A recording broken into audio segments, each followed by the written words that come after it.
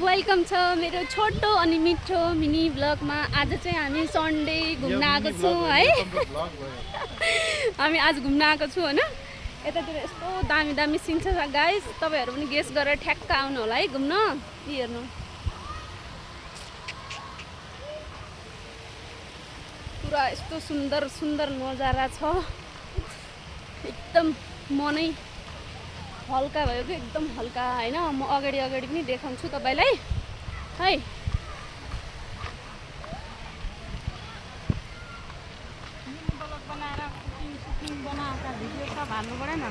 कस्तो लाग्दैछ बुहारी? यता घुमेर हजुरलाई राम्रो लाग्दैछ?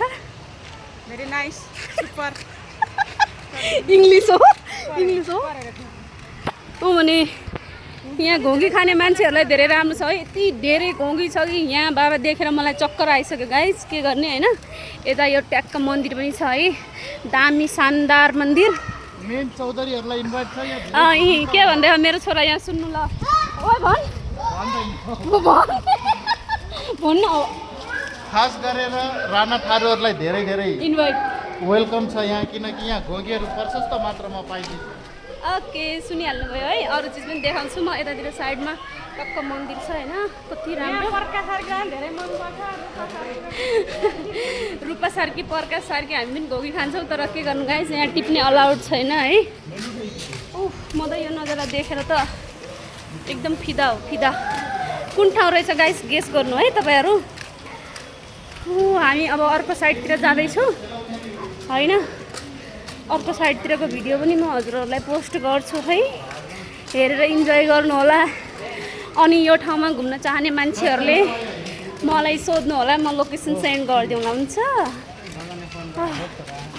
यस्तो दामी हो नि गाइस।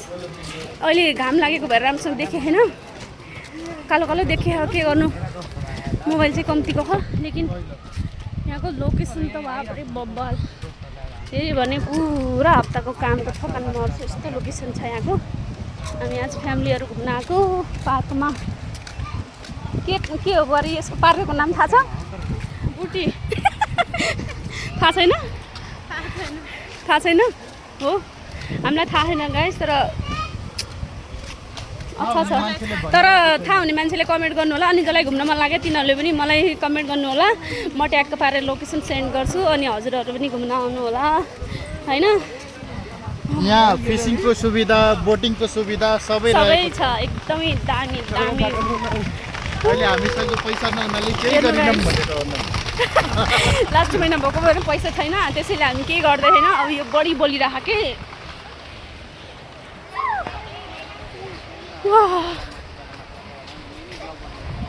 मिनी ब्लग थोड़ी न हो इनको, यो ब्लग भयो ब्लग मिनी ब्लग।